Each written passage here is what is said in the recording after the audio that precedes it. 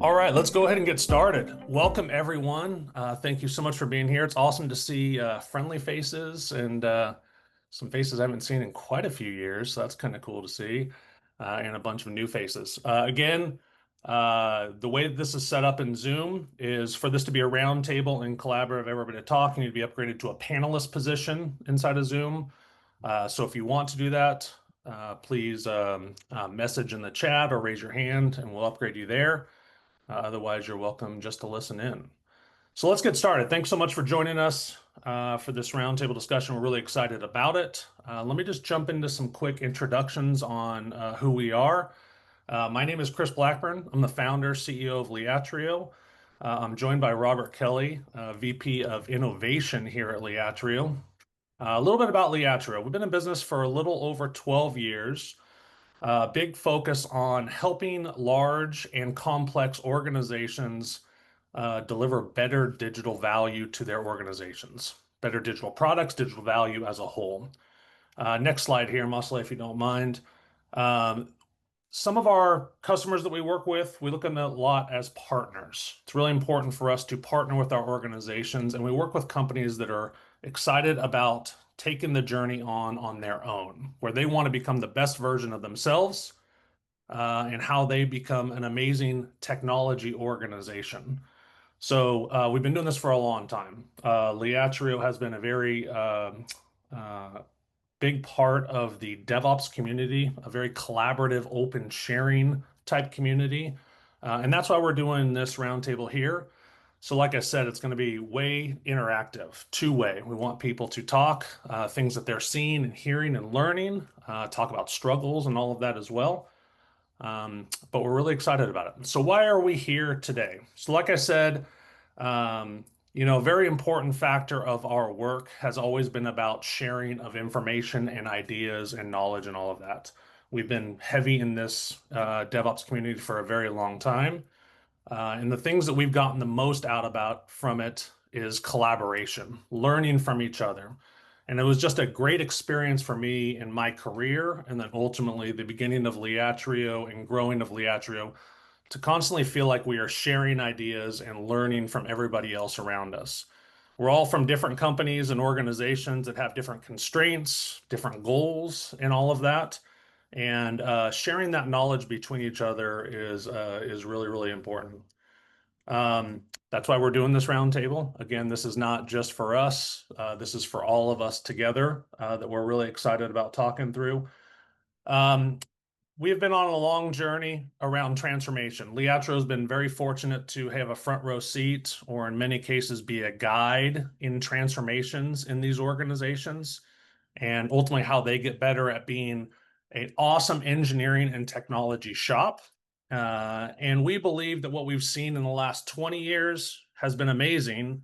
But what's coming up with AI and things like that right now, it's going to absolutely transform every part of our life, how we interact with each other just on a human scale. But why we're talking about this today is it's going to change so much of what we do today. What does that look like for our work? What does that look like for our delivery as an individual, as a team, as an organization overall?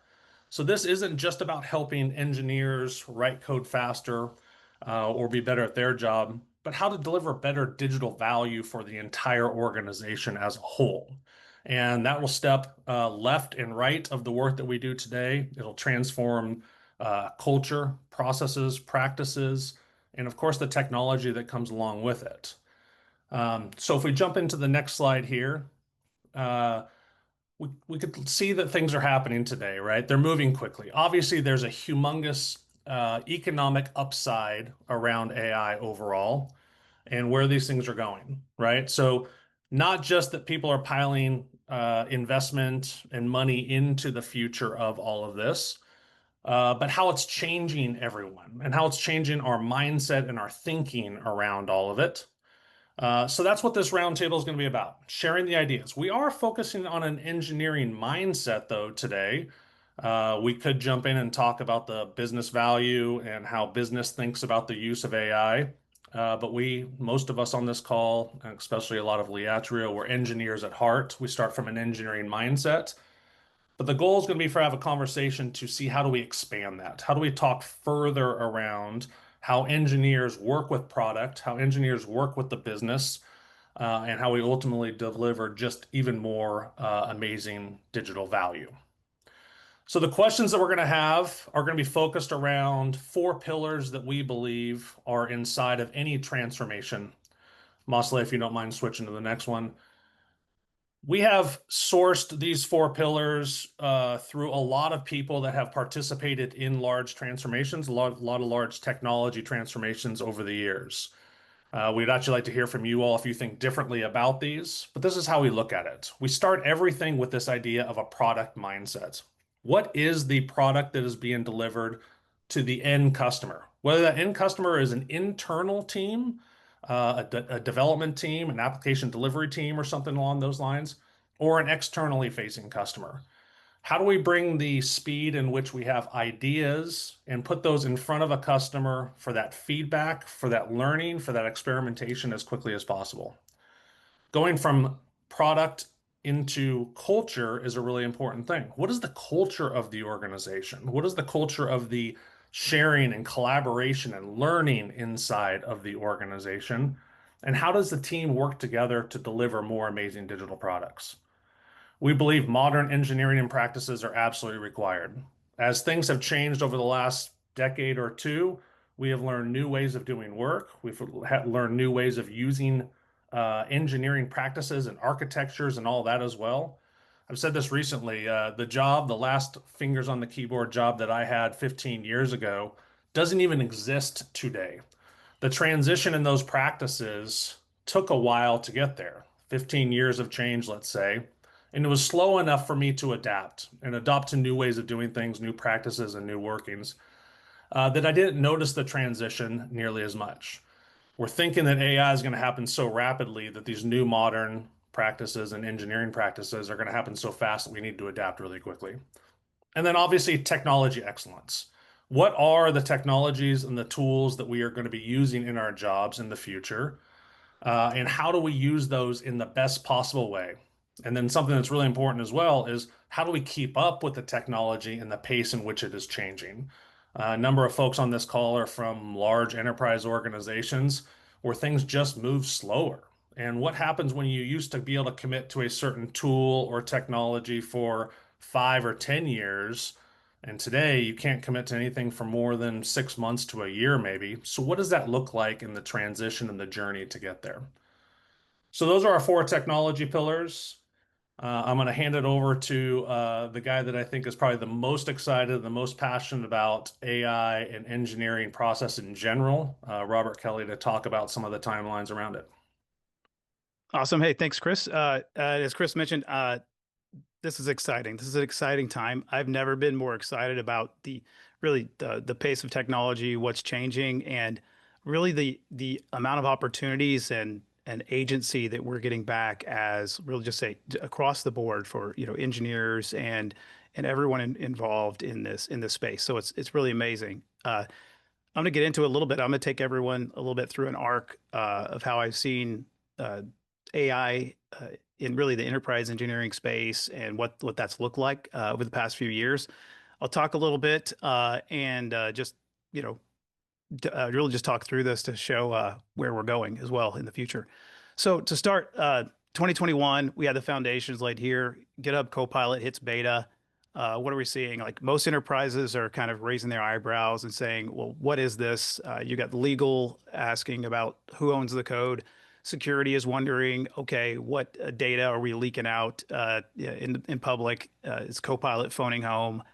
You got leadership procurement saying this is just another SaaS product we're going to have to think about. And really, there's just a lot of questions like what's the value here? So in 2022, really, we're seeing really opportunity open up.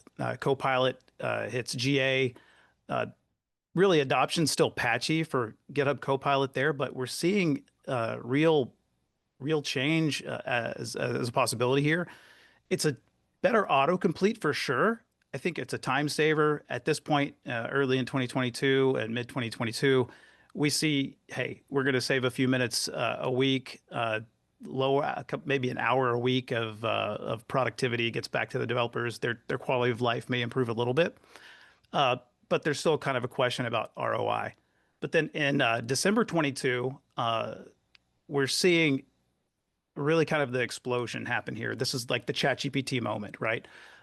We see much more possibility because it's not just on the developers, IDE. We're seeing, hey, well, this could help our business as well. But enterprises aren't ready for it yet, right? And security is blocking ChatGPT because it's still a question about how it's going to get used, uh, and really just opening up these possibilities. But there's still more questions than answers at that point. But over the next few months, more people are really becoming more familiar with what AI might mean to them. Uh, we see a lot of opportunities flood in with the into the dev space. There's so many more tools that show up from Google, Amazon, and this is where just things start taking off. At this point, still, if you say AI, you think, hey, ChatGPT, and that's what everyone thinks. If you just say AI, it's kind of synonymous there. But it's not until like the second half of 2023 where we think Copilot kind of hits its stride, and that's just table stakes for developers. At that point, we think Copilot should just be everywhere if you're a developer, because you're going to get at least 2 hours back a week, right? And that's huge at this point. 2 hours more productivity or 2 hours more opportunity to build what you wanted to build anyway is huge. So, we're pushing that heavy. And Liatrio saw this early over the course of the next year. I think we did hundreds of Copilot workshops just to make sure everybody was kind of level set on what this could bring to their teams. But that was just the beginning. So we hit 2024, and uh, we're finally seeing some challengers here that are, putting Copilot on notice a little bit, right? So we see all these other tools show up. We get Cursor, Windsurf for the VS Code forks.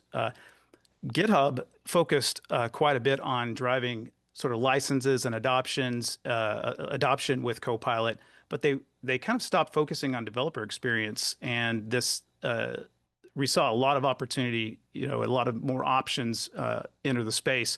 But I think that kind of add a lot more confusion. When there's a lot more tools, it's going to bring in a lot more questions, right? Um, we saw agents enter for the first time here, where, hey, there's a possibility that there's real autonomous opportunity for things to kind of happen behind the scenes. Devin showed up. It actually was added more trouble maybe to or maybe added more questions because it was a little bit of a vaporware at the beginning, right? What are these agents really going to mean to us? And it was a little bit slow to launch.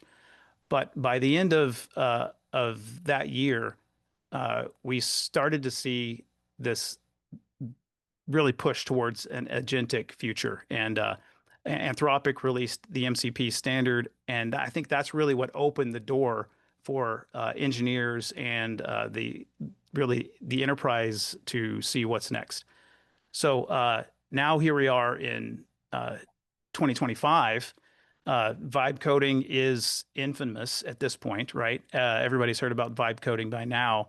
So you're getting those still questions about, hey, is AI valuable? Is AI creating is AI creating AI slop? Where's the value? What are we seeing? But uh, one of the things we're seeing more often now, we're seeing model confusion. There's so many models that, LLMs that are kind of vying for this space above OpenAI, Anthropic, Google Gemini, these other things. They're not necessarily better, but we're just seeing so many things that it's hard to keep track of, right? Hundreds of new tools are here, but we're trying to coalesce this today. We're trying to bring these tools together. And now, with the right guidance and understanding of what AI can do, we're seeing AI really should be driving more than the traditional approach. We should be guiding AI, and it should be writing most of our code. And I think this is all really made possible by agents, and whether it's one-to-one, you guiding one agent, or the engineers guiding multiple agents, it's really starting to open up what's possible. So we're at the point now where we really need to change that conversation from being about tools and become more about culture and process change because up to this point it's been all about tools and the tool explosion, tool sprawl, and there's just been so many questions.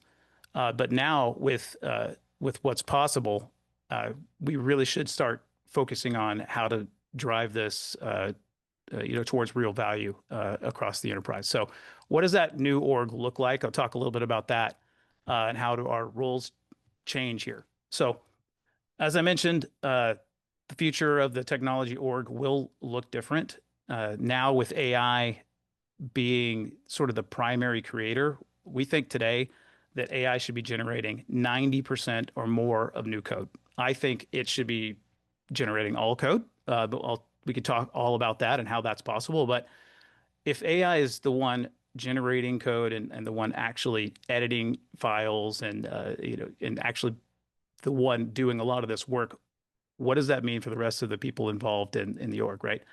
Well, to start, we think that the org does need a change to really drive this forward. The roles are AI transformation office, for instance. You've got to set strategy and guidance. Product squads are going to be really focused on the product. If they haven't been focused on products today, they really need to be focused on that product mindset because it's not just the product that they're concerned about. They're actually looking at scaling the work that they've been doing so far. So there needs to be AI platform focused. We need to know what models are valuable, how they're impacting our business, and we need to think about security. There needs to be a responsible AI group and a security hub so that we're focused on not limiting the use of AI, but encouraging AI use so that we can push forward and really see the value. So the focus shift here is huge. We move from the individuals being set to, hey, I'm going to finish this task on my own. I'm going to, I've got this task off the backlog, and I'm gonna work on it and finish it. But now we're looking at humans actually being able to scale what we can do by managing and guiding AI, and where we were previously just focused on individual tasks, we can really take a look at a product level, at a higher level, and guide really guide intent and taste, and have that as our focus. These roles may change quite a bit. We're going to see a lot of roles become elastic. If you're focused on, like I said, writing tests and running manual tests, if you're a QA, you're going to be potentially moving into a test automation role where you're consulting with teams rather than responsible for running these tests. If you're software engineers, you're certainly going to be focused on driving AI yourself and making sure that the AI is giving you the things you expect. There's a lot of context engineering and things involved there, but the roles are starting to really tighten up here, or blend together. So if you're a product owner and you were separated from your team, right now you need to be close to the team so that everyone's really focusing on what's being done in a shorter feedback loop. All of these roles may change. They may blend. You may see people wearing multiple hats on the team way more often than you were, just because you're able to do more. And I think that's going to be really huge going forward. So as I've been talking for a while here, but here's where we're going to open up for some questions. We're going to talk about how AI might be impacting your teams, how it's going to be impacting us in the future. So before I get in, I'd like to open up for questions, what we've talked about so far, and then we're going to open it up. We've got some problem statements and some questions we can get into for the discussion. But right now, we have any questions that we want to go? Just a quick reminder to everyone, we have a couple dozen people that are in the attendee list. Attendees are not able to talk back and forth with all of us. So if you want to be promoted to a panelist position, that will allow you to communicate with us. Please raise your hand or reach out to anybody on our team here. But let's make this a two-way conversation. I see the folks that are here on camera, know most of them well. Let's talk through it.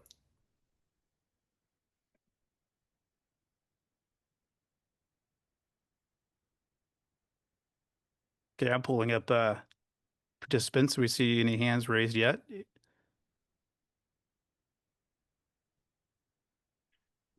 Folks, I can jump in and just give some examples of what I'm seeing right now. My name is Garrison Neely, not working with Liatrio. Actually, I'm a close friend of Mike Moraine, who is a Liatrio employee, and I've been texting him about this exciting, but all these exciting things that we're able to do these days with the agentic AI processes. So I've been doing some moonlighting side gigs, whatever you want to call it, while I've been in this transition to my new role. And um, a client that I've been working with was having an issue with their Raspberry Pi based in-home oxygen monitoring solution. That's as deep as I'm going to go because that really doesn't matter about what I'm about to talk about. But he's built this Raspberry Pi. He's a CEO now. He's the founder of this startup. He had enough technological ability to build the proof of concept that now has become his production application that's installed on clients at the houses that he's installed this oxygen system. And he's run into what he identified as a race condition. There's a mobile app that can work this Raspberry Pi system. There's the wall mount that also interfaces with the Raspberry Pi, and they started having issues where you could enable it via the mobile app, and the Raspberry Pi local would not update, and it would say it was still disabled. And so it ultimately ended up being a race condition. I took a transcript of the video where he's describing what he's seen. I then got access to his code base.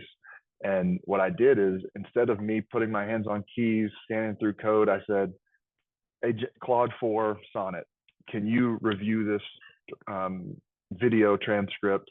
Tell me if, pull out all the detail about the system, because I wasn't really paying attention what version of Raspberry Pi he's running. Is he doing all this in Python, all that?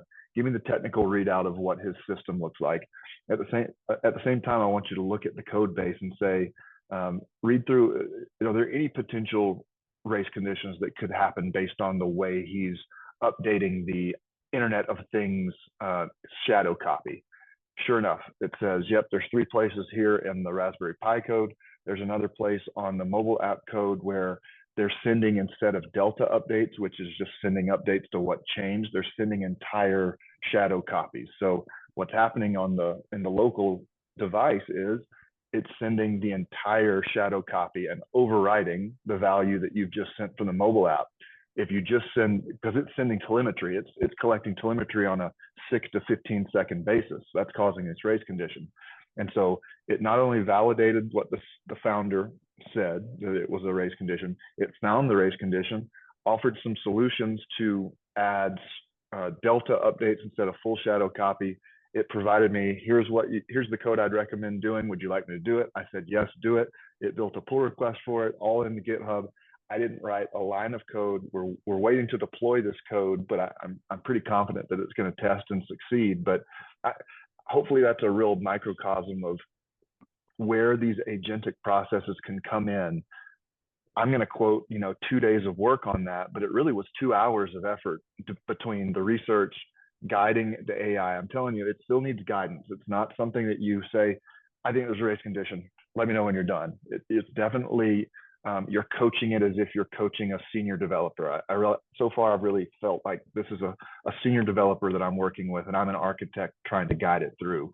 But it's really opened my mind to, how do you coach AI into doing what you want, instead of saying AI is just going to do, I want a web app, let AI do it. No, I want a web app with these features that's going to have public access using Google for authentication, LinkedIn for authentication, Apple ID for authentication.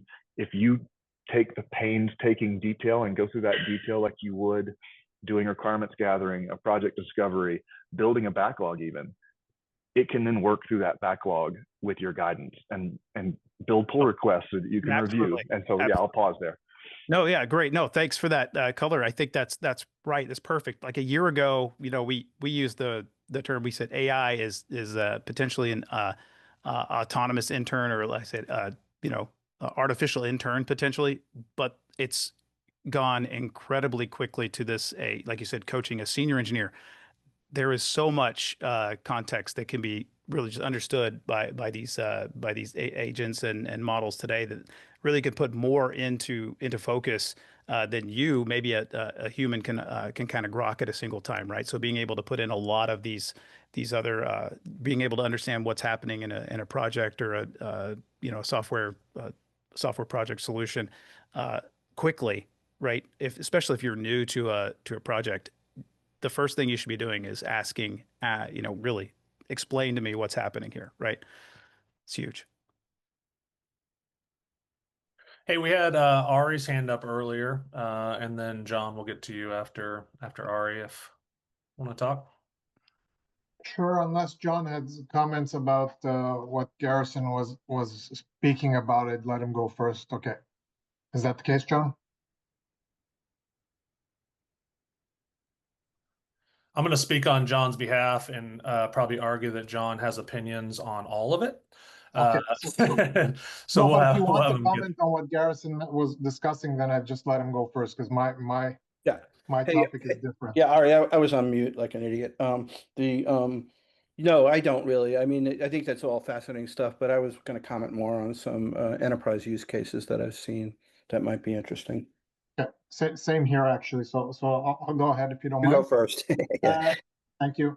So I was going to actually ask the panel just, you know, for an opinion on what they're seeing in their organization with regards to not necessarily the tool set, which is, you know, like Garrison mentioned, obviously happening and we're benefiting from it, but rather the I'll say the positioning of applications and the future of applications as they are today versus how they might be tomorrow.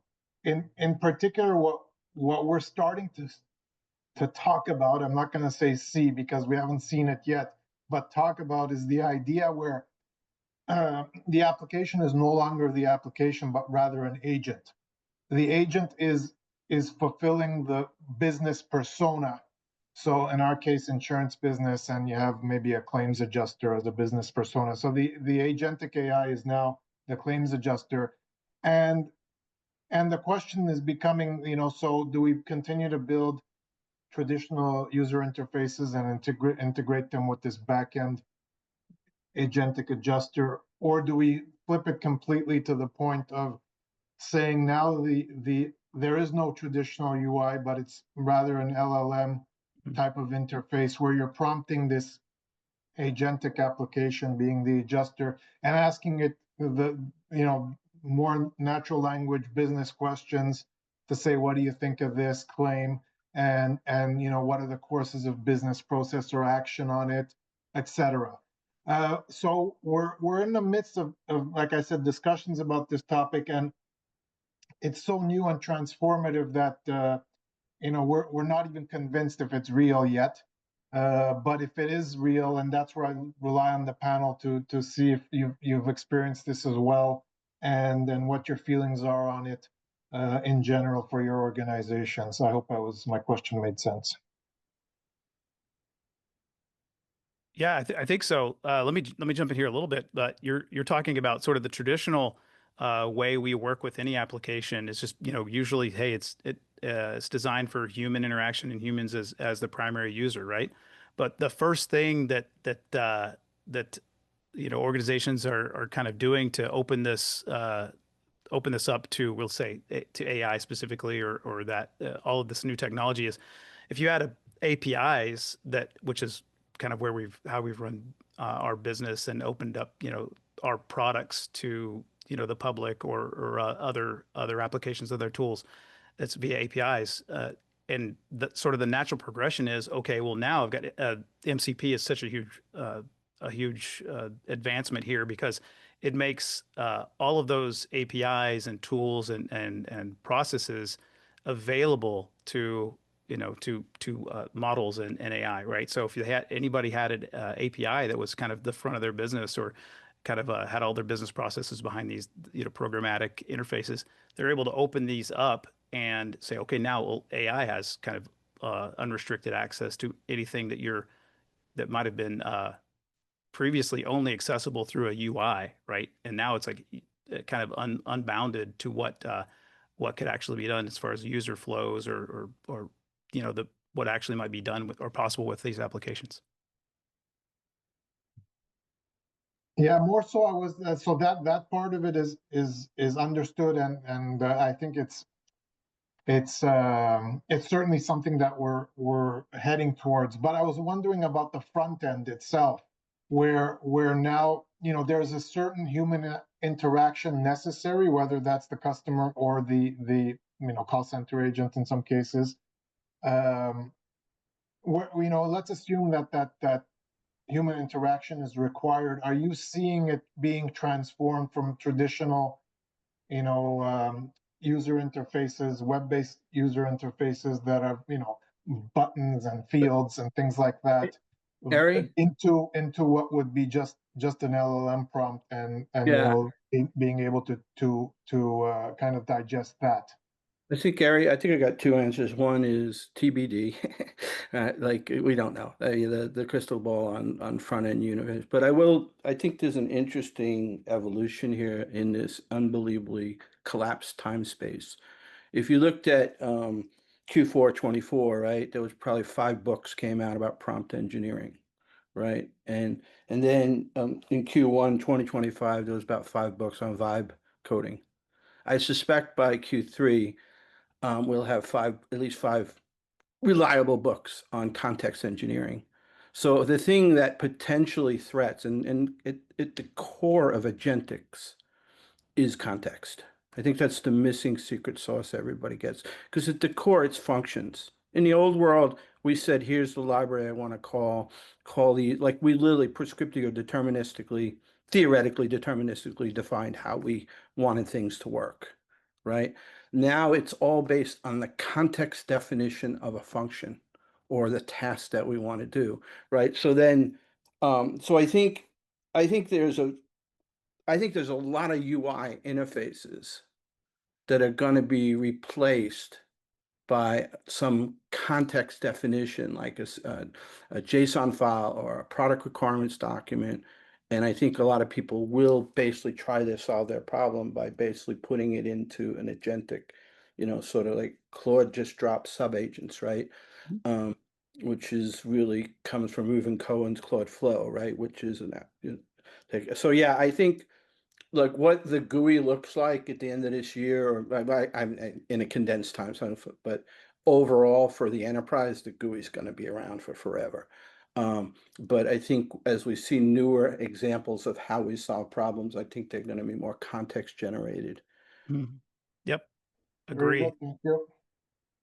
Yeah, we've got sort of the new entrants here are those agentic browsers as well. You know, OpenAI, Perplexity have released their browsers, and you effectively give the browser agents access to the tools you're going to use, and it's going to work on your behalf, right? And I think that's what we're seeing. Like, I don't have to log into like if we want to get information out of HubSpot, I don't have to. I don't have to go to HubSpot and dig it out, right? I can just ask Claude or ChatGPT, hey, give me the information about this deal report or whatever it is, and I just don't have to go into those different systems, right? So it's just a different user experience for sure.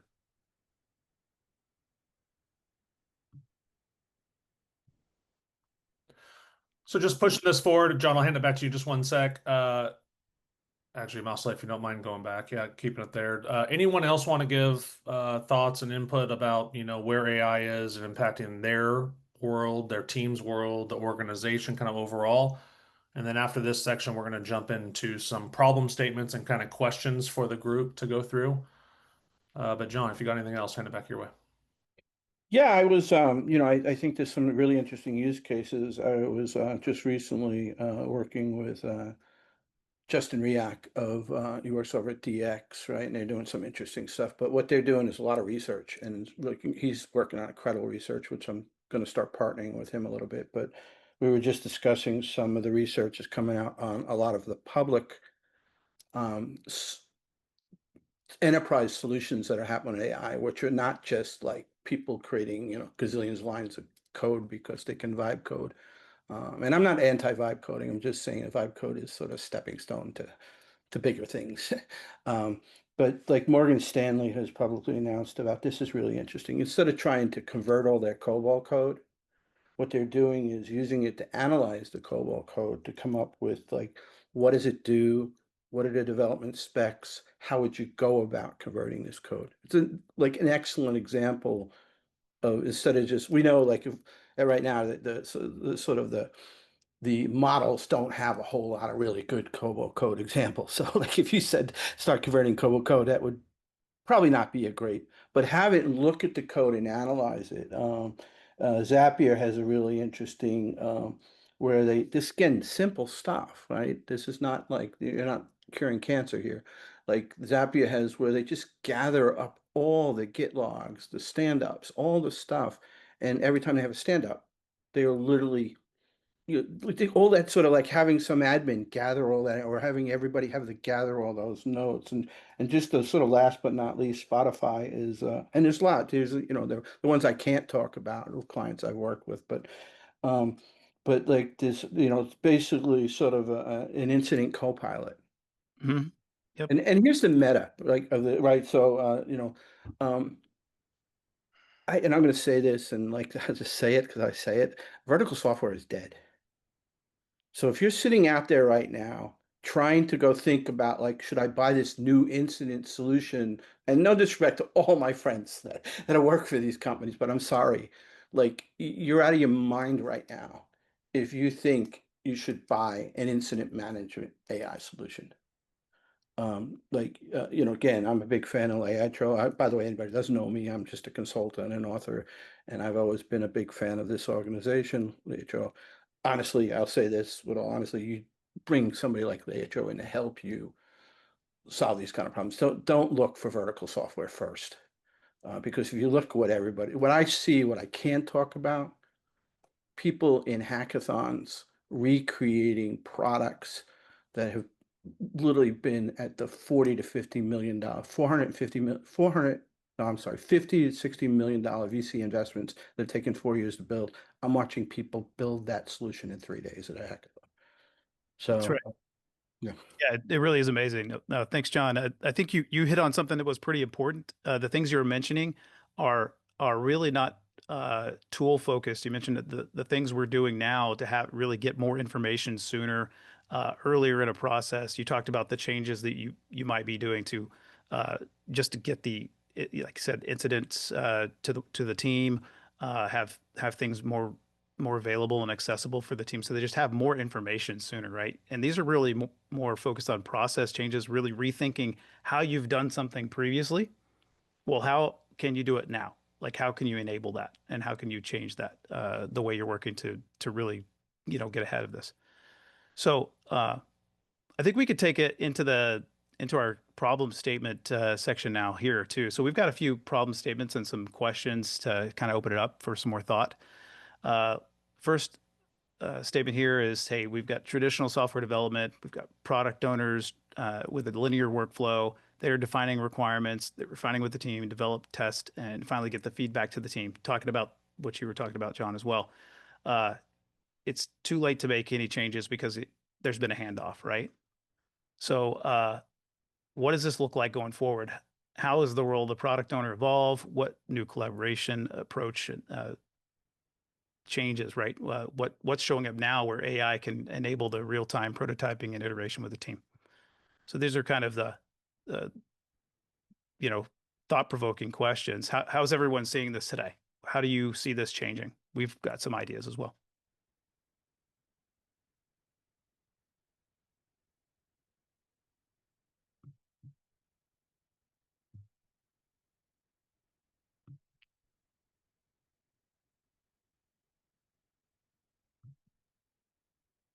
David, We got take it away. Long time no see, buddy. Good to see you, David.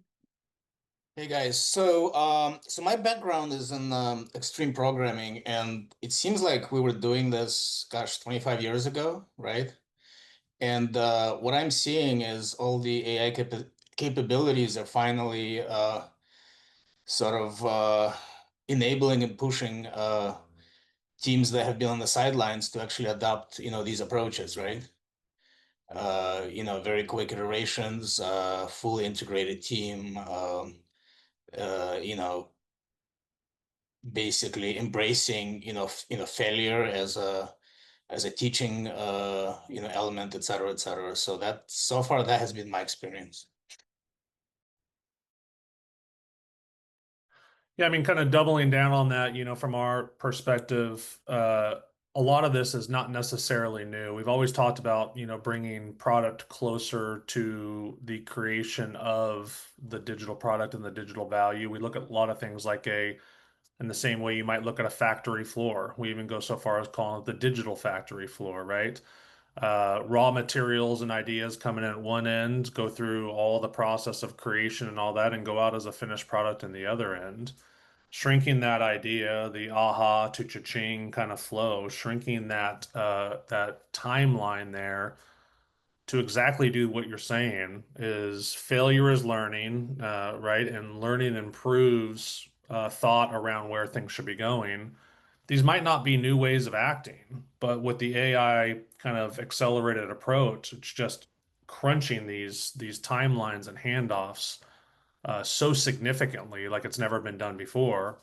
And yes, a lot of what we see is in these very large, very complex organizations where they have hundreds of people in product that is so far disconnected from the hundreds or thousands of people, in many cases, inside of engineering, where that bottleneck is in that handoff and that learning and that experimentation. And then doubling down on that, the pace of AI and some of the stuff that was talked about earlier about user interfaces, users experience, and all that, that is going to change so rapidly as well.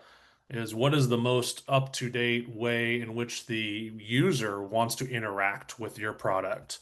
And if you don't have the flow set so that those organizations are working well together, or likely if those organizations don't become one, where product is the product managers, product owners are embedded in the teams, you won't see that value in the right pace that's required going forward. Brad, what do you got? Hey, I thought I would just share some recent strategies that have been helping me kind of bridge this gap a little bit. I've been trying, so I kind of have always had my foot in both the product side and the engineering side. And working with folks lately, I've realized that the tools from the product side are very much not AI first in terms of, you tend to pick up a spec template that's in something like a Google Docs or Notion or something. And so in my opinion, you're already sort of stepping away from engineering. And what I've been doing is moving all specifications that I write into Markdown that is committed to GitHub Wiki repos. So actually, if you enable wikis on GitHub repos, that's just Markdown. And you can actually pull that repo down locally into Claude, put it adjacent to the code or to whatever other context you want to have. And you can start to have a conversation about your specification with additional context that's been really meaningful to me. And I'm actually moving design guidelines into that same format so that the design is kept in sync with the specifications and with the code. So I thought I would share that just as something that's kind of fundamentally changed how I write specifications. So that's amazing. Actually, David and I happen to be going back and forth on LinkedIn about this, how this spec-driven approach, breaking down tasks like we always should have been, right? We should have always been breaking down the tasks and having these specifications really just codified as close to the code as possible so they can evolve along with the product. And having that context really available just makes it that not just easier for the team, right? But all of the AI tools that might be used in process to help guide the changes that might be done after that, right? So it's really opens up a lot of opportunity there for sure.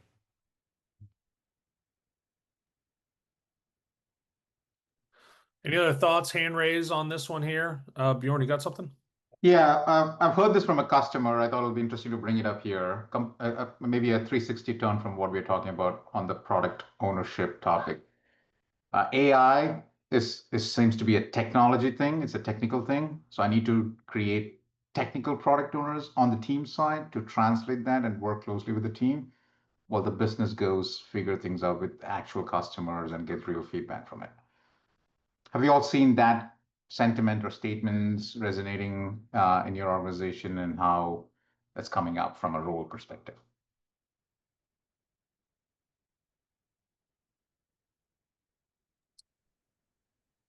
I mean, the TPM role is kind of like not new. I mean, I think that has existed in larger enterprises for a long time. It's just if you're not reconsidering the definition of that role in 2025 and beyond, I think that's, to me, what does it mean to be a technical program manager or product manager in the world where, you know, what engineers expect to receive as your work output should be changing. Like they should not be expecting to receive the same thing moving forward.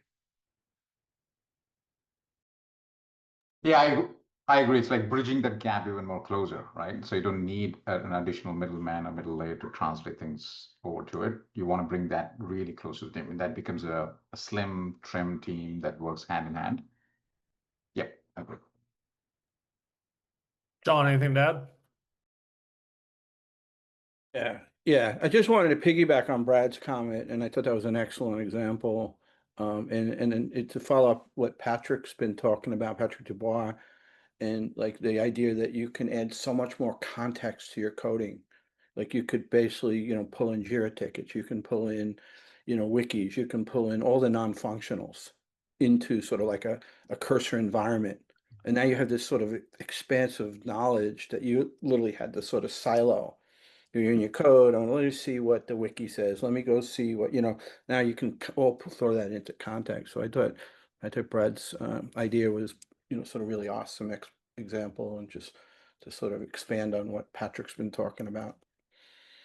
Yeah, it really is a game changer, because we're seeing the ability to put all of the organizational standards, coding standards, guidance, we'll say it's really standard implementation of a specific technology or language.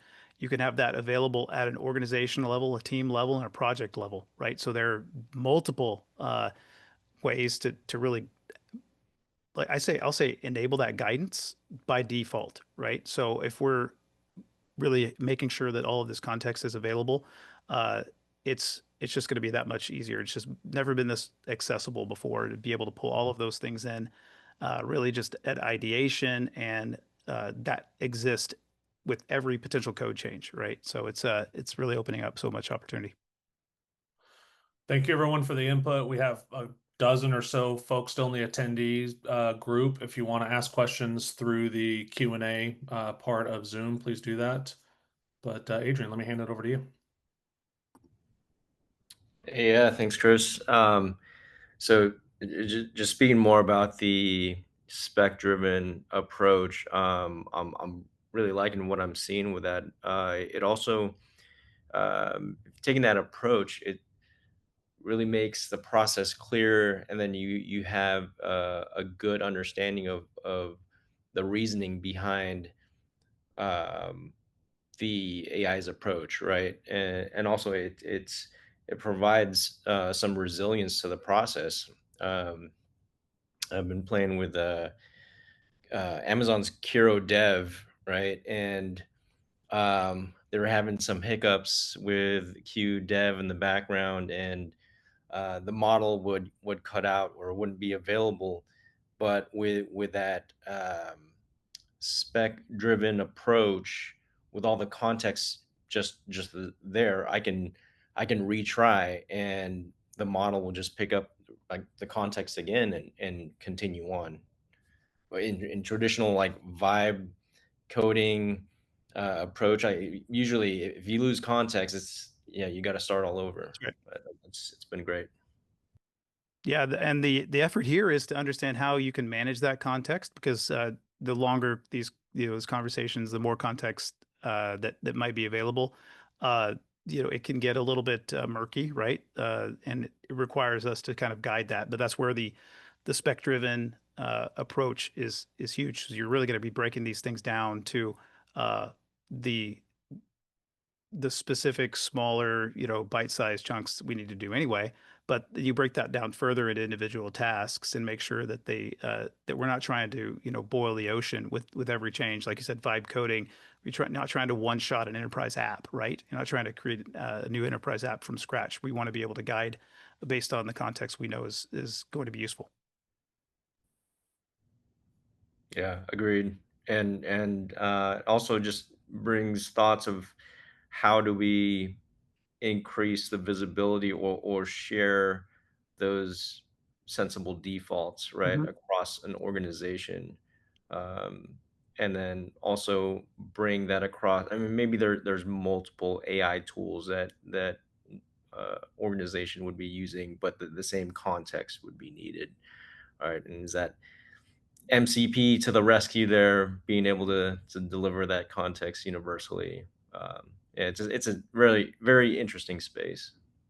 Yeah, 1,000%. I mean, this is taking us from where we used to have knowledge or organizational guidance really as it was an information refrigerator. There was a Confluence doc somewhere or a repo somewhere that had a little bit of that guidance, and it's there, but it's not an immediate it's not immediately available, right? You have to know where the data is. You have to be able to go find it today. Got to dig it up, maybe search, and maybe you've got 2 or 3 different versions of this. But when you have these organizational standards, you can make sure that they're available now, and they're actually available in context with everything that's with each task that's being worked on, rather than something that has to be searched and found and honestly, these things probably aren't even updated that often anyway, right? But they've never been more accessible than they are today. And just to wrap this one up here, I think we got a few of these other questions, and some of these points may come up as we're talking about some of these other problem statements as well. I'll hand it over to Chris for the next problem statement. Yeah, let me take it. This one could potentially be a little bit triggering here. Robert and I were actually over the last few days laughing about even searching a couple of years ago in our own Slack and finding people that have had, a long career in software development, kind of fighting and pushing against this, right? So here's a statement. I've noticed that more senior engineers are more hesitant to using AI. I don't know if you all saw that there was a study that was produced recently where they took medical doctors, practitioners, and gave them a complex case, and they broke them out into 3 groups: doctors alone without AI, doctors utilizing AI, and then AI alone to solve the complex case. And they actually found out that both doctors alone and doctors utilizing AI scored much lower than AI alone because they thought that they had this experience that put them ahead of the thinking of the AI system and kind of got in their own way a bit there. So there's a big cultural change here, a big divide. So maybe the question is, how have you all seen to encourage the adoption for everyone across the board? I read recently from Aaron Levy over at Box that he is so blown away by all the new interns and brand new hires come in where it seems like they have been built AI native by default. The younger generation is doing that to begin with. What is the divide here, and like how do we encourage this across the large organization to give people the freedom and the flexibility to try something new? Maybe I don't know if it's put ego aside or something along those lines, to see the value of this and help be part of the journey of making this more awesome for everyone going forward. Garrison, I appreciate it. Jump in. I'm going to take the bad cop perspective on this one. So I've been in software development for 20 years. And I think those of us on this call that have been doing this a while all have an example of this that I'm going to give, which is mine. I worked at a client where one of the client developers was very happy in the VB6 ecosystem. Great VB6 developer. Totally, he could do everything the fastest. Everyone deferred to him on those questions. He never wanted to learn anything other than VB6. He never wanted to do anything outside of VB6. And when new .NET versions came out, he was always hesitant. And he eventually was without a job because that niche, every niche that you find yourself in shrinks and shrinks and shrinks. And I think that my perspective when it comes to hesitant developers, were they hesitant picking up the cloud paradigm? Were they hesitant picking up the newest version of C# or React or Java or whatever, Go, Dart, whatever language you want to talk about? If they weren't hesitant there, why are they hesitant here? Other points of view would be, look, I'm totally fine with you doubting that it's writing code without virus or security issues. AI slop is a real thing. I'm totally fine with that. use this process to auto-generate code and then pull request it, review it, treat it like any other code base that an intern or someone else had written on your team. I don't see any valid reason for hesitation with these tools. There is certainly guardrails and safeguards that we should be considering and putting in place, and I'm totally down for a requirement that every line of code has some sort of oversight by a human to ensure that there's nothing bad going into the system. But if you get the option to take a train or a jet plane, in most cases you're going to take that jet plane. This is what the AI is. AI is giving us rapid speed increases that allows us to do a lot more valuable stuff than creating a new hello world application and setting up all this boilerplate code that we hate doing to begin with. You know, a couple things come to my mind on that one there is, you know, to your point of were they resilient against the cloud and things like that. My belief is that timeline was so long that it felt the boiling the frog kind of analogy, right? It felt like it was doable and they could be pushed into it later on. Maybe they were against it to begin with and then slowly saw it kind of transition. Again, this is going to happen. So, right, we still have customers today that have not made their cloud journey, right? And so it's like they're still on that kind of learning and experiencing it and seeing, is this truly right for me? Type of thing there for sure. And this is going to be just at a pace so much faster than ever before on one side. But then on the second one is like, how do we utilize that skepticism for safety? I think the people that have seen these things and experienced these problems, I mean, you could use examples of, you know, people that have slept in data centers. I have before. I could still feel the hum of the air conditioner in the corner of my ear type of thing.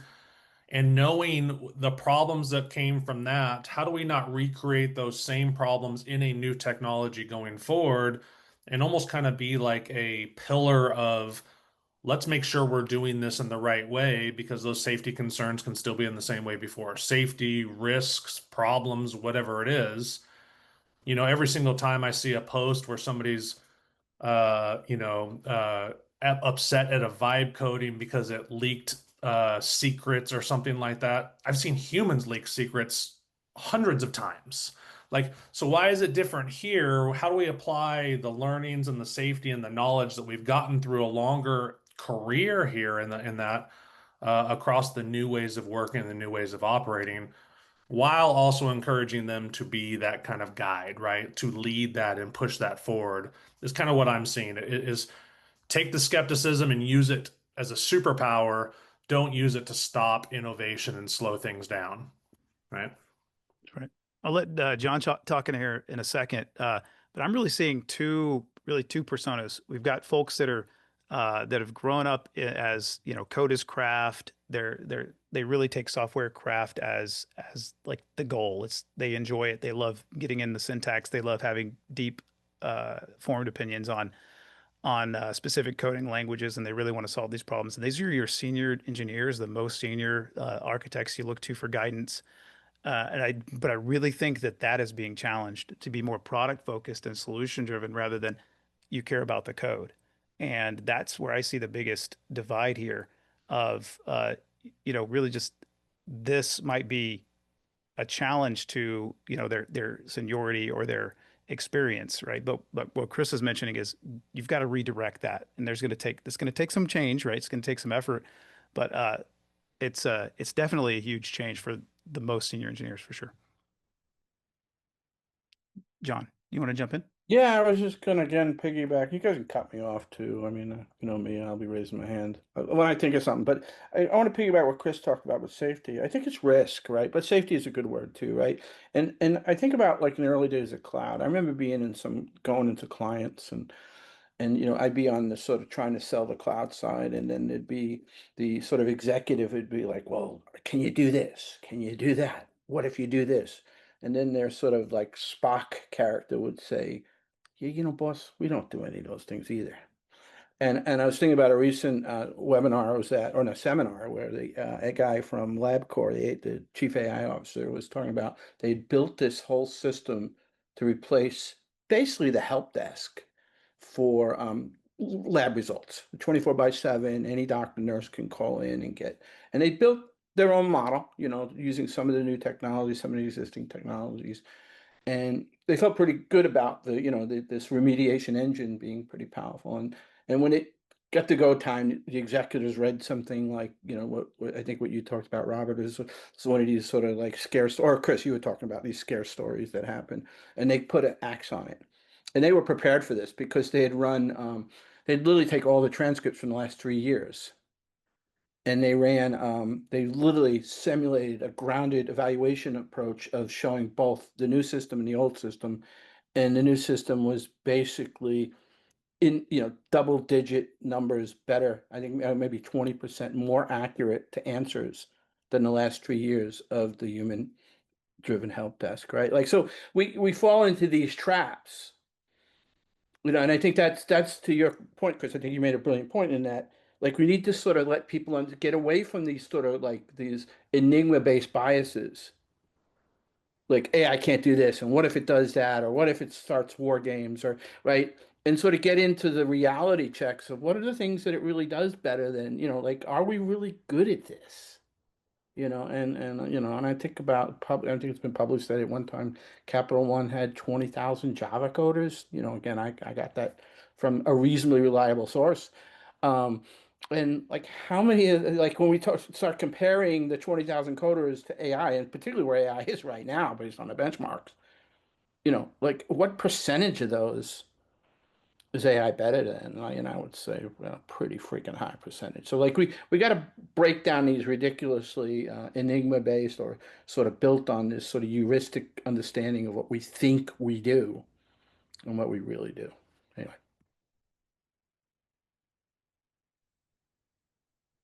Awesome. David, you have something to say here.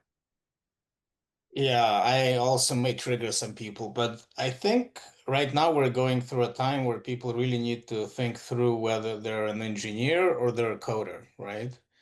And being a coder for many years was a really good way to make a living, right? And as some people mentioned, without having to spend too much time learning new technologies too often, right? You could have been a Java developer for 20 years and made a decent living and have hobbies, etc. I almost think that being an engineer is a bit of an affliction, right? Where you're always searching for ways to bring more value to your customers. And that sometimes involves additional learning and finding time to do this additional learning, right? Your employer may not necessarily promote that for you, so that takes initiative. So I think that's probably what's going on right now, is people are figuring out, if they're going to stay in the industry, right? Because as Garrison mentioned, you really need to be at architect level to now guide the senior level AI that's available, right? So every developer really needs to figure out how they get to the architect level, I think, within the next probably 2 years. That's my guess. I'll end at that. Awesome. No, I think that shares a lot of context for sure. Um, let's move on to the next problem statement here too. We can always come back and ask other questions as we get into these. So the next one here, we did talk a little bit about earlier about the potential changes with requirements and that ideation process. But so today, product ideation, all of that product development happens a lot of time before developers, the dev teams really get the requirements, right? So they've always been separate, maybe from the SDLC. You talk about lead time, and rarely do you talk about all of that work that happens before, an epic or something gets handed over to the dev team. So how does AI change this? So how should the product and requirements gathering process be different or more efficient and collaborative?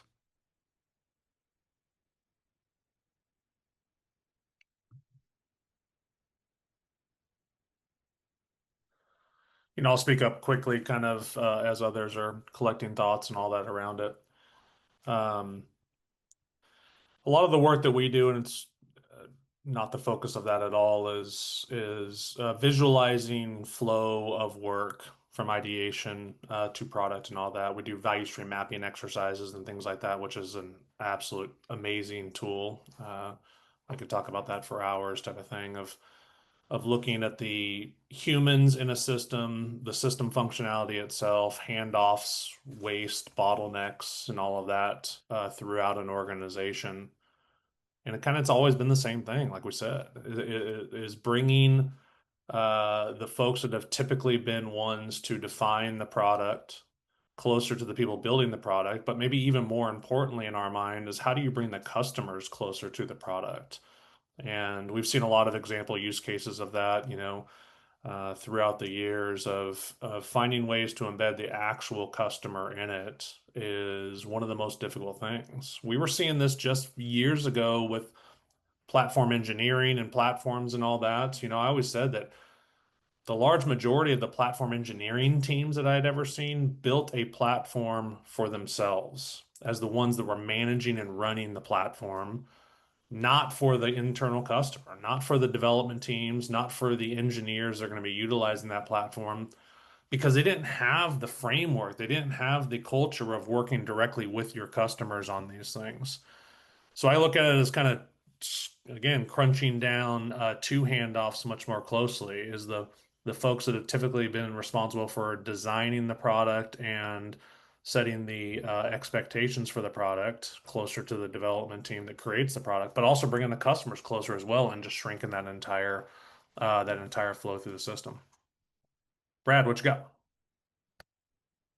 Yeah, I agree. I mean, I think you nailed it. To me, it's the customer feedback loop it's always been important, but now I feel like there's with this setting of the stage of AI being so fundamentally capable of the incremental feature that we wish we had is now much more capable of being added to the platform. Um, your SDLC that traditionally might have gotten in the way. I don't know if you all deal with this, but I've still got traditionally like 600 issues in my backlog right now. So as a product leader, I need to figure out when a customer comes in and says, hey, it would be awesome if, for instance, there was a notification on my phone when X happened. I have a decision to make as a product leader, right? What do I do? Or as a support person. Um, to me, anything that isn't will have that into your application by Friday is waste. Like if they need that feature and the AI is sitting there waiting to add that feature at very low or zero cost, waiting in the backlog, waiting for a feedback cycle, waiting for some judicious decision to come down from on high is just waste. And so I'm trying to think through what is my business, what is my approach to product development doing to eliminate waste. I've always thought of things in terms of waste and value add. And to me, AI has just created this whole like bullseyes everywhere to target for eliminating waste.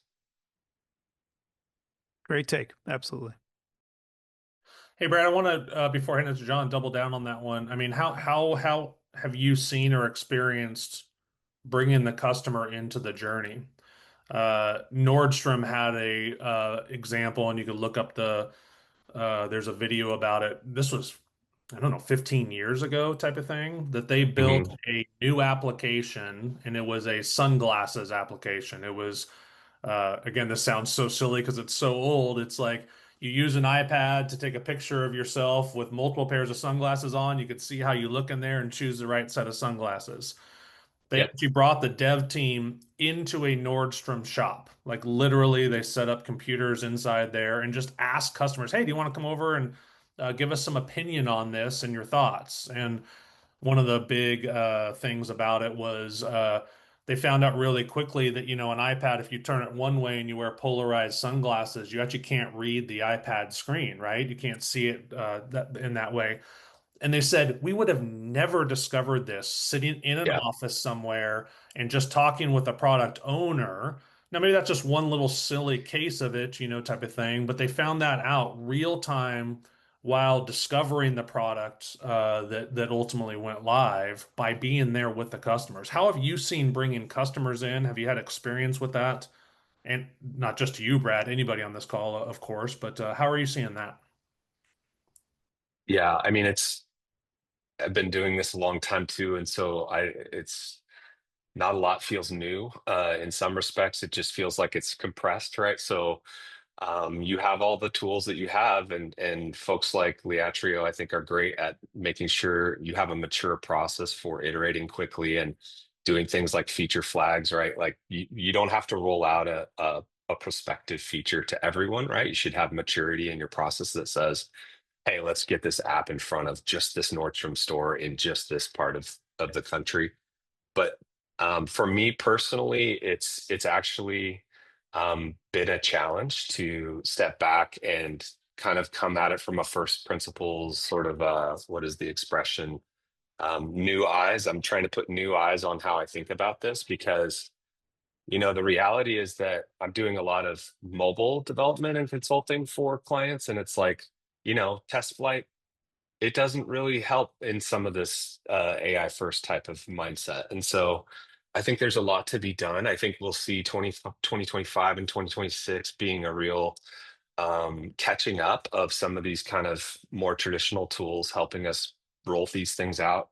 I don't I don't have a ton of good answers for that, but the main thing I think is just the baseline of having a really mature product development process that can be put in front of customers. Like you have to have that baseline. That's sort of table stakes now.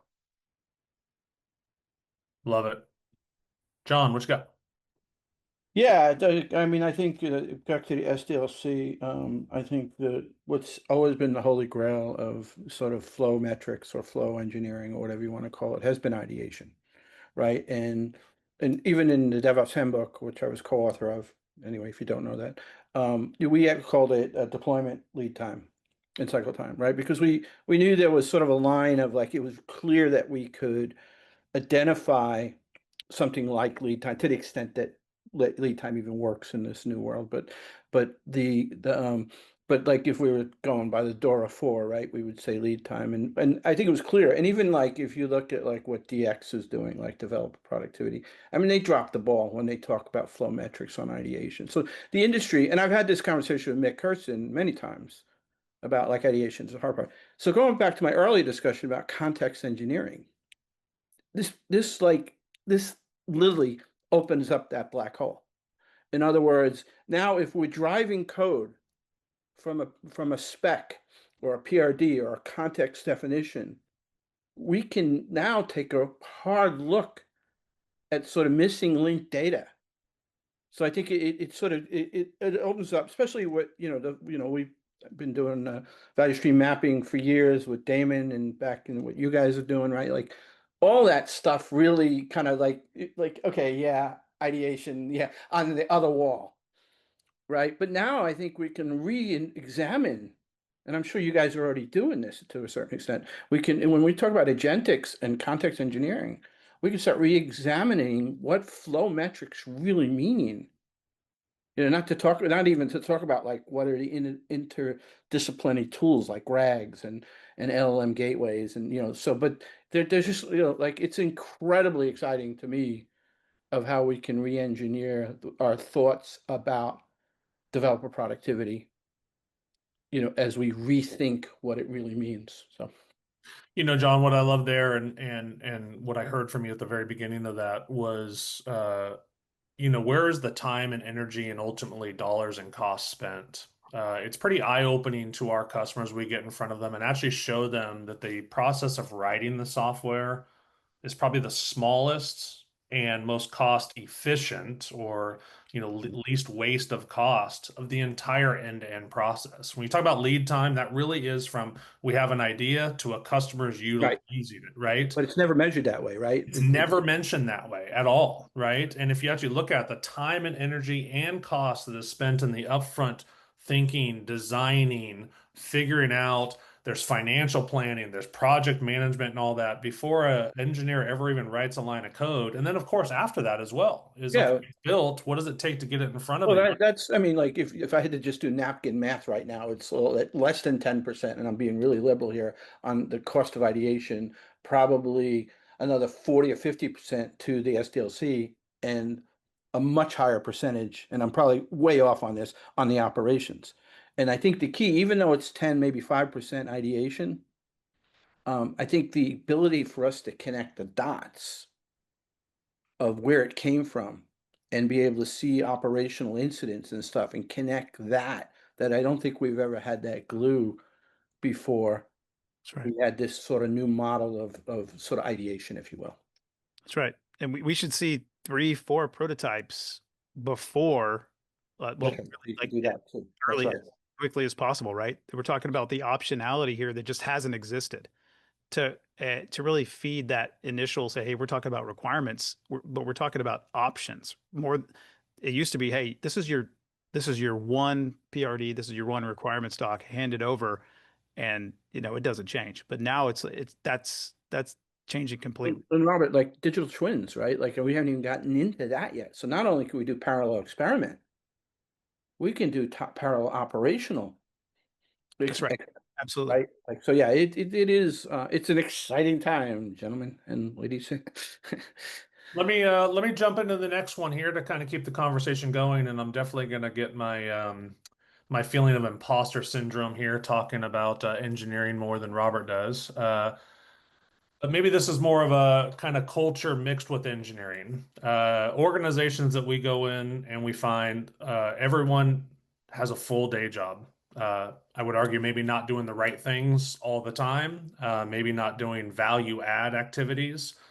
But the problem statement here, our engineers are having a hard time finding the capacity and agency, and that might be a big one there too as well, to evaluate new tools. And let's take it even beyond tools. Tools, processes, practices, behaviors, all that type of stuff.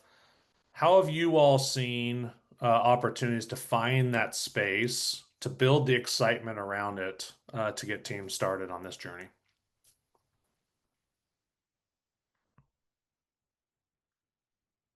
Robert, while there's a thinking, you want to comment? Yeah. So today, I mean, we talk to teams all the time that feel like they need to ask permission to write unit tests, right? They feel like, hey, this we haven't added tests. It's going to be a separate user story, and like that doesn't make sense at all. But it's real, right? And it's kind of ingrained. Hey, we've got this existing process.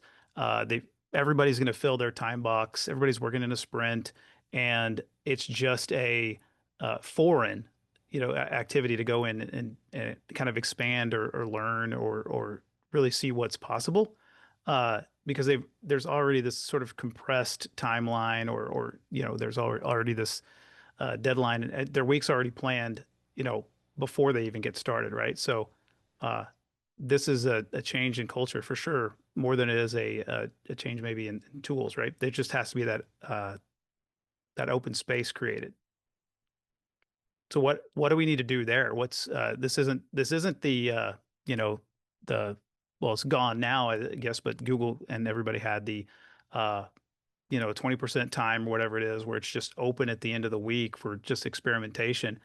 I don't think that's necessary. I think we should be able to weave the experimentation and evaluation of these tools or processes into actually getting work done. It doesn't have to be separate. What do y'all think? I think this comes from above. I've seen too many leaders say one thing and do another thing in terms of not budgeting for tools. I mean, I spend over $1,000 a month on AI tools for me personally, and I don't think it's fair to ask your engineering team to operate in a traditional environment, but also individually figure out what tools make sense for them to use or not use. Most of the issues I've seen have come from the top, and just even something as simple as like a shared ChatGPT account. Like, why would people be using their personal ChatGPT to get their job done? And frankly, it's naive to think that they're not doing that. Like, every engineer is using ChatGPT all day long, or whatever tool, Claude or whatever. And if they're not, it's a real problem. But Should they be. generally, yeah, they generally are. And so, how much does leadership support them in that? Are they paying that bill? Are they asking them to upgrade to the latest model? Are they, you know what I mean?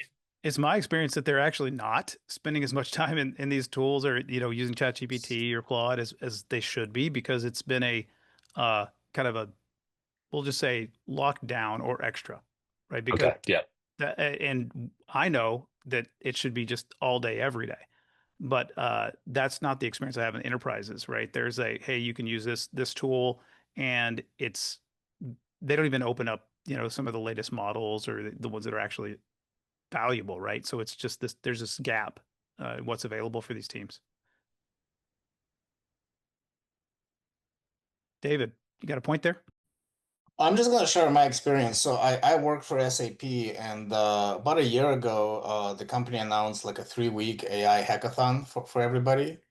And ever since then, we've got quite a bit of support from our top leadership to work on this. So yeah, I think it's possible for even like very large companies if they understand what's at stake. I hope everybody has an employer that supports them like I'm being supported right now. That's all. So I'll share a brief experience I had when I was at Amazon. I happened to be there during the first couple bullet points that Robert you highlighted in 22. The challenge that an enterprise of that scale has is that they have competing models. They had competing systems that were not as capable as the things that were coming out. So I do kind of understand that issue, right? Is that sometimes you have these, you can't use those models because really it's like competitively, it's, I don't know what the right word is, dangerous or whatever, but that was definitely driving some decision making. I really like the point on leadership there, and yes, that's a very difficult point. I mean, we find, and our belief is that in a lot of cases, leaders are so disconnected from the reality of the work. Leaders don't on a regular basis walk the factory floor. They don't go to experience what their teams are working through and how they could be more efficient. They don't ask questions, what's slowing you down, what can make you faster, what can make the work more enjoyable, and things like that. So there definitely is a big push, maybe push and pull there between the folks of the creation of the product and then the people that are leading those organizations and just how far disconnected that they are from each other. And that's our number one push to our executives and leaders that we talk about inside of organizations is go walk the factory floor. Your people know these problems. They know what they're experiencing. They know what they're dealing with. And be open and honest and ask them. And then be a true leader. Be willing to stand up and fight for some of these things. A lot of these organizations have just years and years, decades, even more of the bureaucracy and the difficulty in getting things done in the right way. We used to argue like, hey, a developer probably shouldn't be coding on a 15-inch monitor. Can we get them something bigger? I mean, I can remember those being fights, and those aren't talked about as much anymore. It's the same thing, again, just on hyper speed of getting leadership, understanding the true reality of what's going on the ground. John. Yeah, I want to double down on hackathons. I've had a lot of experience running hackathons for a couple of clients, and so hackathons are good. I think structured hackathons, where I've got one organization that run quarterly theme-based hackathons. So they start off the sort of quarter with executive, like what we want to accomplish. Then there's TED Talks. There's sort of training, gamification, and then they end with the sort of the and they partner with some vendors who I've worked with. But the most interesting one is back to the leadership and sort of the Gemba walk idea, which is concept hackathons. I've done a couple of these concept hackathons for both publicly and for some clients. And one of the clients was a candy bar company. And the executives were the judges. And I happened to get lucky. I was a judge too.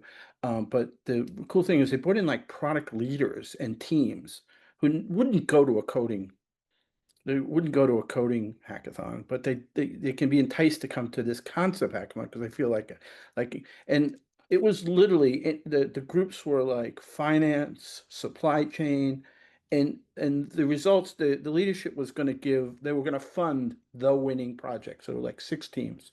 They actually wound up funding 3 of the teams, right? Like that because they were all 5 were like incredible, and I think they probably would have funded all 5, but they didn't want to go crazy, right? And so those concept hackathons are the way it's the new form of walking the Gemba. And in one of the hackathons, a CIO popped in, and he sat down with one of the groups, and he used one of the sort of Devon-like tools, and he literally prototyped in a couple of hours the skeleton of an application that was literally driving him nuts for years. And unfortunately, he did one of those knee-jerk reactions. He bought an ELA with the product, but which was the wrong takeaway. But the point is, those hackathons are just gold. It's new. And the only other thing I want to talk about is how do we let people play? You have to come up with an architecture. I don't know if people think about this. They're just either saying no, you can't use it, or you kind of can use it, but don't do this, or don't do, or not putting in the requirements. So like people don't know what's good or bad. They're just going to do whatever. So I've worked with a couple of organizations where the first thing you want to do is architect a gateway and a gateway structure so that like you cannot get access to any of the models unless you go through the gateway. And the first entry point in the gateway connects to something like Okta. And then it knows who you are based on your sort of who your credentials are. And at that point, you can be just like, I'm not assigned to any group, but here's the playground. Right? Or you're assigned to a group that's actually needs the stack, and they'd have a stack. They'd say, well, this is your standard stack, or you're going to use LangChain and sort of Arise or certain tools. And then you'd have the experimental. And I think that's the answer to this fundamental question is, how do you get teams started? I think one hackathon's two, you have to enable a controlled environment for them. That I think that really gets into a little bit of the next problem statement we have here, Masley, if you transition here. Talking about new tools emerging weekly, really maybe some are becoming obsolete just as quick, but hey, we need to have space or that have a process that gives teams the autonomy to help, right? And keep up with the change. I think you're talking about opening that up to making sure that it's intentional, right? Rather than just got to figure it out for yourself. I think that has not been successful. And maybe doubling down on this one as well is how do we build a culture of comfort with change, right? Where change is consistent all the time. And maybe John, if you want to start this one off too, going back to kind of exactly what you were just saying, when you set an architecture and you set some specifics and you have things like this, when those change so rapidly, again, especially in the organizations that we work with that are so large and so complex, does that not set them on a journey to say, you're going to have to use this architecture and this tool suite for the next 6 months, 12 months, whatever it is? How is there constant experimentation during that journey? Yeah, and it's too, I mean, if we want to talk about pure change and so that getting organizational change, right, then we don't dismiss all the prior art in what we've done, what you guys do really well, what we've been talking about in the DevOps community forever. So like we can't sort of read a vibe coding book and then throw all that out, right? Like again, I'm pro vibe coding, but like let's not forget what organizational change means and how hard it is to do that, regardless whether AI is in place. But in terms of the stack, I think, I think a lot about, I've been playing around with this, I don't know if you've seen it, Chris, but this idea of a normal stack, right? We need to get people on the same page. So we have to get the hourglass, right? In other words, I need the flexibility for everybody to sort of do what they need to do. And then I need to have some kind of constraints in the middle. And we know that like from all engineering science, constraints create flow. And basically we need the bottom of the hourglass to be wide open. And so I think what we need to do is we need to like, at least for the non-experimental groups, we need to create our stack and sort of what I do in the normal stack is N is sort of N ways, which it's sort of taking what we did for LAMP stack with sort of web services, where O is observability, and just FYI, observability means completely different things in AI. It means evaluations, it means evaluation tools, it means like correctness bias, R, RAG. And the reason, so RAG, then we have model management, we have agentic, and we have LLM management. And here's the thing, it is my recommendation, and I'm seeing companies, not because of my recommendation or just I'm sort of confirming my recommendation, is that you start off with like, okay, we're going to be LangChain, we're going to be maybe, MongoDB or sort of any one of the RAG databases. We're going to pick our sort of poison with an open source evaluation tool. And we're going to give like, sort of like, depending on where you're on the spectrum, you start off with a very strict format. You sort of earn some capability to have a couple other options. But what you don't want, and this is my sort of dear CIO plea, is what you don't want is thousands and thousands of Jupyter networks spread all over the place. What you don't want is everybody creating their own vector database and having 200 vector databases, some open source, some proprietary, some like all over the map.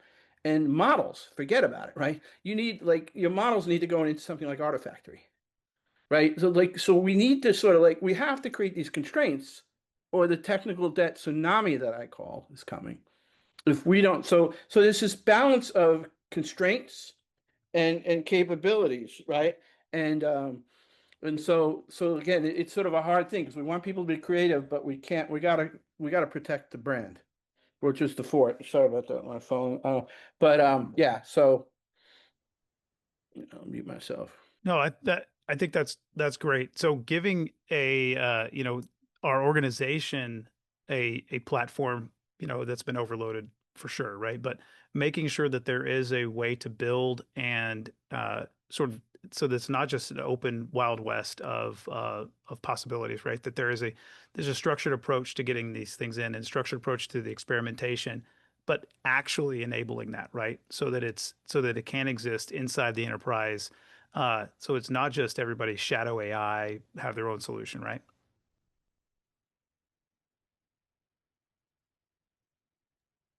I think so. Yes. Sorry. No, Totally agree. No, Rob, you do a good job of re-explaining myself, so it's good. absolutely. No, I think that's great. We transition here to the next one here. Chris, you want to take that one? Yeah, of course, I now have a simple one for us, right? Is what is the what if here, right? Is we are constantly hearing the challenges, the what if to this, like from perspective of we understand that this might provide us acceleration, might provide us better customer products in a faster pace. But we're really concerned about everything that people would talk about risk, security, compliance, highly regulated organizations and all that. How do the things that we do here align with regulations that have been put out to us and all of that, where we feel like maybe it's going against the grain or making it more difficult here, right? So I mentioned a little bit earlier, uh, people are afraid of vibe coding or one-shotting because you're going to put slop out there. You're going to have bad things like secrets and keys and stuff like that getting leaked. How have we all seen these challenges to the what ifs and applying a safety approach to the future of kind of AI native and AI accelerated engineering?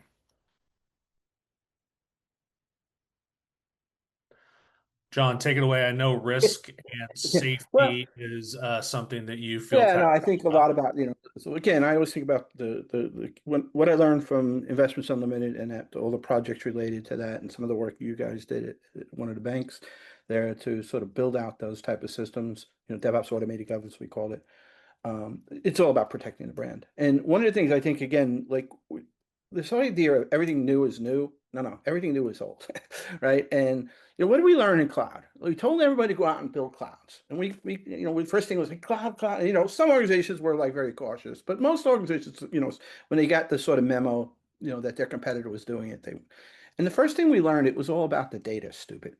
Right. And so then we sort of pulled back. Oh, whoa, whoa, whoa, we told you to do cloud, but don't put Michael Jordan's contract out in the cloud, Nike. Don't like and so what happened first, and in the early days of when I was doing cloud consulting, the first question I would ask a potential client is, do you have a classification system for your data when you're dealing with cloud? And if they didn't, it was like, sorry, talk to me next year. Because I knew they weren't nowhere near close. And I think we're making the same mistake now because I don't hear a lot of people talking about the data foundation and the classification data. And what you need to think about, because these are probabilistic solutions, right? So you need to start thinking about like some classification of blue is who cares, right? Except for maybe bias or sort of things that can get you in a lawsuit. Green is like, yeah, we care a little bit more. And then, yellow is, yeah, this could be like, I mean, maybe not destroy the brand, but like waste a lot of money because we've been giving out the wrong information to 40,000 employees for a year, right? And then red is red, right? And so the question then becomes from an audit perspective, and I will tell you right now, auditors are going to start asking questions about, they're going to roll down. First off, you're going to have to keep track of your ingress, egress to your prompts. Wall Street's already doing this. Like, well, but it's going to cost so much money. Sorry, you're going to have that. And I'm telling you, auditors are going to pick a question randomly, if it's not event driven, and say, show me the provenance of this answer. And I think the question about red, and then when people are defining a red application, if this application cannot in any circumstance give a probabilistic answer, then it shouldn't be AI based, right? Because even if this application can tolerate a 3% hallucination or incorrectness, then evaluate the crap out of it in the pipeline and deal with the spillage. But like you people, I don't know any customers that I've talked to that are thinking they're either yes or no, or they're ignoring the whole point of the data because there's legal issues of what data you can use. I've seen companies use solutions that they've been buying data for a company and they're putting it in their sort of chat bot. And that's a time bomb that's going to be exposed because their license agreement is not allowed to do that. Right. So like, unless you guys see this and I'm, my spear is less than yours. I'm a one-man shop, but I don't see any really, almost like the early cloud days when I'd ask that question, do you have a data classification process for cloud computing? And if they said no, it really wasn't worth my time even sort of giving consulting advice, unless they wanted to go through a data classification process. Yeah, no, I think those are great points, right? Understanding what's deterministic, not, we know that these models and what they're building is non-deterministic, there's hallucinations, and that can't be a critical path item, right? Leaving it to chance, right? Like you mentioned, if there's only even a small chance that the solution is going to be wrong or open you up to risk, you want to be able to backstop your deterministic processes like your pipelines with additional information and insight. But these models aren't making the final decision in a lot of ways, right? Joe, take it away. Oh, sorry, I was on mute. Yeah, to answer the question on our side, we're already looking at like an AI enablement and next gen modernization effort. So we're trying to figure out how to, and we've also applied it to like a 3 horizons. We're looking at the existing technologies that we have today in-house and how we need to modernize the whole SDLC to actually get the most out of it. And then we're looking at the other technologies, and I'm going to blame Robert for this because he put some stuff out on LinkedIn and he put on the whole, scaled AI software development and showed the multiplier. And so we're discussing what is that going to look like in the future and what technologies do we need to consider on that horizon and how we need to work the process. How do we have to change the organizational processes, not just the team level processes? And how does that structure change? Even if we have looking at the scale there, I mean, even if we get 1/3 of the multiplier, it's still significant and things need to be looked at and modified.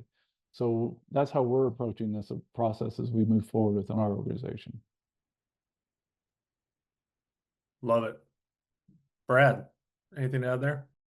Yeah, I just wanted to, this is very much front and center for me right now. Working on a couple projects that look to take an AI first approach to actually a new company formation that is looking to be extremely efficient. And my first principles is directing me to use a framework of some kind. And so first I wanted to call out the NIST RMF 1.0 spec. I don't know if people have seen that, but that's an interesting, felt like it saved me a lot of time. But I have a theory around the kind of controlling the blast radius of agents in particular. I'm thinking about it, it's probably not going to hold up over time, but the analogy being this level 0 to level 5 autonomy in the automated driving space. is that like you would not hire a brand new employee and put them in front of, you know, the nuclear key switch, right? Like they need to earn your trust and have, you know, the credentials and everything else that demonstrate that they're capable of handling that risk. And so I definitely think there's some sort of industry framework that needs to be really solidly iterated on and established, and just give, if nothing else, gives us a framework to talk about this subject. But I am leaning in toward this kind of level 0 to level 5 thing. And what I'm doing with this business is taking, rather than being role specific, I'm taking responsibilities. So something kind of like a DRI, like a directly responsible index or individual list of all responsibilities. And I'm saying, if I'm going to put an agent to be responsible for this thing, I have to be really clear about what level of automation I'm willing to put on that agent. Because if I say zero automation and it's completely human orchestrated, that might be enough in one case, but it might not be enough in another. And on the flip side, I might be able to go full automated on, let's say, you know, something related to an internal documentation wiki or something, but certainly not my marketing program, right? So that's kind of how I'm thinking about it. But I'm curious what other folks are thinking.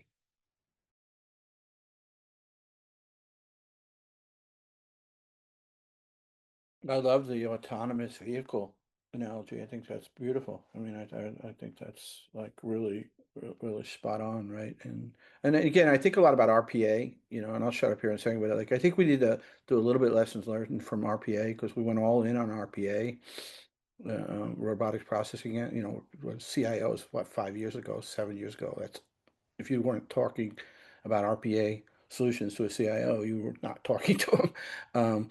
You know, and what were the lessons learned there from autonomy, and like, and what do we do? What, you know, so I think there's, you know, in large corporations, there's a lot of data that we could probably glean from lessons learned there. So, but yeah, the autonomous vehicle idea is, I think it's a brilliant, level 0, level 5, you know, level 1 through level 5. Yes. David. Yeah, so what we found out is that having an opinionated framework together with a very opinionated, disciplined development process, like using test-driven development, really made a huge difference in our you know, I don't I'm not afraid to use the word, you know, vibe coding, because we're able to generate most of the method bodies, right? Where the structure of the application again is generated from you know, higher level specification, which is part of our framework. The method bodies were able to generate because of test driven. So, and obviously things like secrets, we have scanning tools that, you know, scan the code. So putting all it together, we're almost there, and we're getting really good results. Awesome. Amazing. Let us transition to the very last one, which is just a very much open statement here. Appreciate everyone, input, thoughts, things like that. What did we miss in this discussion? What did we miss in kind of questions and community input here in general of where things are going to become an AI native engineering organization, and then ultimately AI native business and delivering digital products? Who's got some additional thoughts or ideas of something wanted to hit on or something that wanted to be talked about? Joe. I'm sorry, I was distracted in the first half of this meeting, but the one thing I'm really concerned about, and I don't know if this was discussed, is the waste. My concern is, as we increase AI across the whole SDLC and we get a multiplier of whatever that might be, that we're actually generating more waste, and we're actually increasing complexity of the code base, or increasing complexity of the operational space, and we're actually slowing down in some regards and not getting the business benefits that we want. Was that discussed? And the reason I say I've seen this in software development, I also did process improvement within the manufacturing space, and I saw that in manufacturing when the new factory wasn't set up properly, and all the waste, they literally generated just batches of waste. It went straight into the dump. So that's my concern. Was that discussed? I just wanted to. See if that was covered. No, we haven't hit on it. And Robert, I might turn it over to you, because you talk so much about, what does the role of a technologist look like going forward when the machines are run as robots or whatever, if you want to use the factory floor analogy. How much do we need to level up and look at flow, handoffs, bottlenecks, and things like that that will ultimately streamline the end-to-end process? Robert, what do you think? Yeah, maybe a couple points here. First off, I think I'm really okay with the waste. If we say, I think we might want to classify it a little bit differently, because what we're looking at here are ways that we don't want to do something in a lot of. If we're going to build all these options and optionality, we have more prototypes, more. If you're just talking about more code, that's one thing, right? If it needed to be built anyway, that's probably not waste. But if we're talking about all of the software that didn't get to prod, that we said, hey, we wanted to see what this could have been, and it just didn't exist before. And maybe you could say it's waste, but I think it's a lot more information and just that we didn't have before, and a lot more of that is just available to us. And I think maybe we're classifying. You could say, hey, this is waste, but if we're talking about the specific just ability to do more, I think maybe we reclassify it. Maybe how do you look at that, Joe? I want to clarify what I define as waste in my context. I think this will help great. From my point of view, right, we deliver software for two reasons. It should be, it has a user value in line with business outcomes, right? So if I deliver something that isn't going to be used by a user or has low value to a user and doesn't achieve a business outcome, to me, that's a waste. Absolutely. So that's what Yeah, and we hope that that doesn't happen, right? But you hope also that you're able to do that a lot more quickly and measure and evaluate whether it's successful, right? And that's the biggest piece here, is just being able to measure those things. So I think that's going to be where we move here, is making sure that that's a key part of this process. That is just not trying to get more through that same small pipe, right? That you actually have an understanding of what's being delivered, and that's where the product and that everyone involved in that product delivery has to have a much tighter development process, right? Everybody's got to get closer to the development that's actually happening, so that feedback loop is a lot smaller. And what I've heard Exactly. Robert say numerous times before in kind of conversations around this is, as Joe, I agree with you completely. Is this, are we creating something that is beneficial to the business and business outcomes that a user wants and needs, right? I think the experimentation and maybe the waste, since these are just bits, zeros and ones, you could throw those in the trash a lot easier type of thing. But the experimentation that we may not even know, and using some things like this to create more working, usable examples, we might not know if it is a business driver until we are able to create it really inexpensively, right? The idea before was you'd have to invest in something to see that if it has a business value, you'd have to maybe pre-validate it and measure it ahead of time to do that investment. What if that cost goes as close to zero as possible, and you're just looking and opening the idea of like all these just what if experiments type of thing to see which one is the right one to land? Right. Shouldn't have to start a new project to see something, right? This is it, where it used to have to go through all this we have to state the business value before we even talk about what we might be able to prototype or see. So we want to really shorten that up. Hey Brad, why don't you give the final one here, and we got a couple other slides. Yeah, I was just to your question about what could be addressed. Something's top of mind for me. This is maybe a little in the weeds, but as I'm thinking about actually rolling out agents into a business, like actually doing it, not talking about it, I find that there's a lot of talk, but I'm trying to do it, and I'm finding that I need these agents to have all of the business context that the average employee has. And so I'm trying to architect and think about what does that look like from, having an agent that has yesterday's activity. I think there was some really great mention of like Git logs and things in the engineering context. It's awesome. But like in the business context, what if I wanted to have an agent that just sent me a summarized weekly activity report that included Slack activity, emails, and things, and then also had all of the context for the actual business itself. I'm thinking about that a lot. And so if if there was any guidance that you all or others could bring on that, I would gobble it up, because right now it's starting to feel like vector databases, and yeah, I'm getting into an architecture project that I didn't really intend on. So, Robert, any thoughts there? I do, and I bet John has some thoughts too. This kind of gets into some of the things he was talking about, but that's earlier being able to I guess the formal term is tag, right? What's being said, you're tagging certain information that you've got. You've got to collect it. You've got to have the observability first, right? You've got to know where your data is and what's safe to use or what you want to use, right? So you got to be able to classify all of these things. You've got to be able to have that observability built in so you can actually get the data. You're talking about where you want to store it, but you got to be able to get it first, right? So it's identifying where all those key points are and being able to build into your system, like how am I going to consolidate or make that accessible? And it might be different tools, different technologies you bring in, but that's it. You've got to be able to flag and tag the data that you want to collect, and then build into your system to collect it and be able to iterate on that for sure.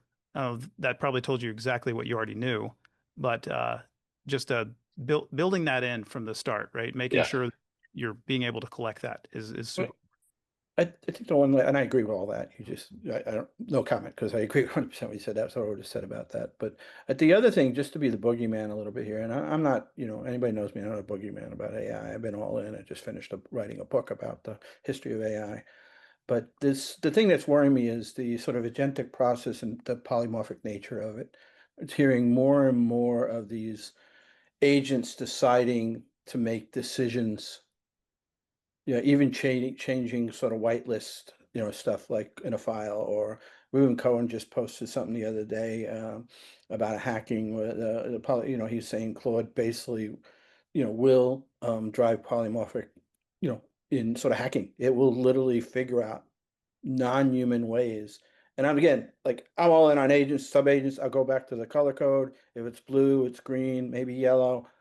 I think we need to be I think right now we still don't know the extent of these reasoning engines and their polymorphic nature.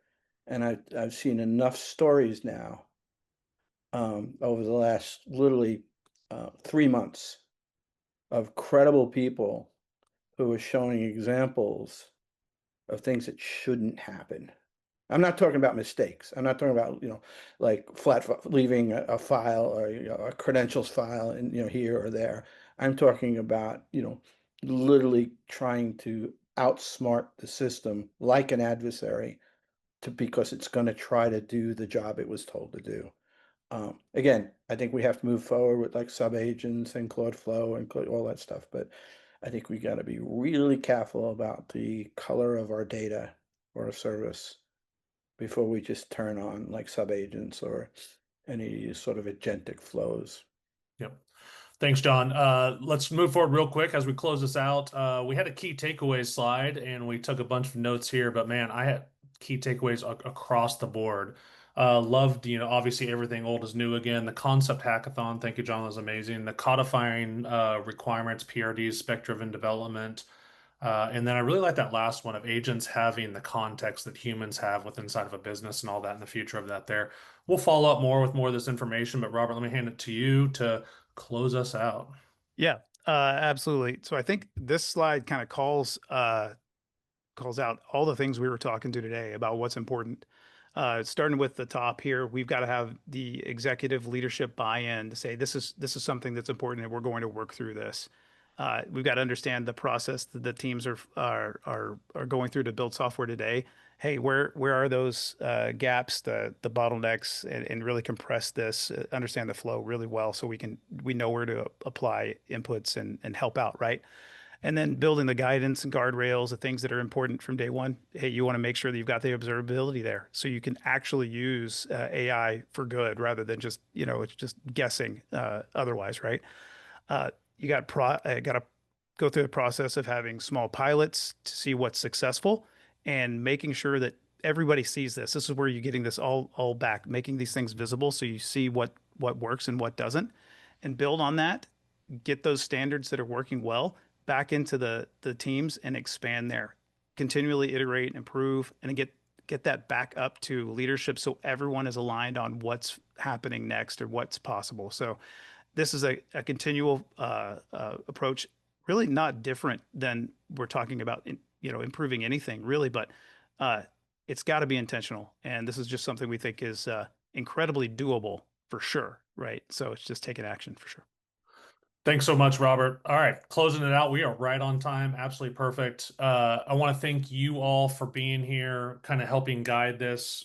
A reminder, I mean, we have built our business. I've built my career. I've built my learning on community and sharing ideas and knowledge with each other. So thank you all for helping participate in that as we learn more about this. It's moving so quickly. We could probably hold one of these every other month and see what have changed and all that type of stuff. But I would love to hear more from everyone. Robert and I both would together. QR code, make it easy for us to connect with each other. But again, thank you all very much. Absolutely fantastic. Just an amazing discussion overall, and looking forward to keeping it going.